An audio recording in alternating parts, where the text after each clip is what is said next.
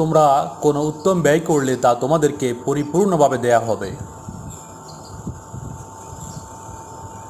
লাইসা আলাইকা হুদাহুম ওয়ালাকিন্নাল্লাহা ইয়াহদি মান ইয়াশা, তাদেরকে হিদায়াত করার দায়িত্ব তোমার নয়, কিন্তু আল্লাহ যাকে চান হিদায়াত করেন।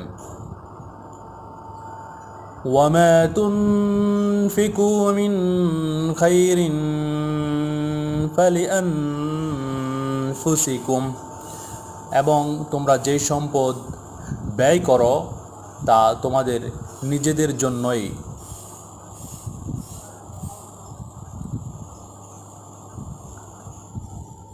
ওয়ামা তুনফিকুনা ইল্লা বিতিগা ওয়াজহিল্লাহ, আর তোমরা তো আল্লাহর সন্তুষ্টির উদ্দেশ্যে ব্যয় করো। ওয়ামা তুনফিকু মিন খাইরিন ইউআফা ইলাইকুম ওয়া আনতুম লা তুজলামুন, এবং তোমরা কোনো উত্তম ব্যয় করলে তা তোমাদেরকে পরিপূর্ণভাবে দেওয়া হবে আর তোমাদের প্রতি জুলুম করা হবে না।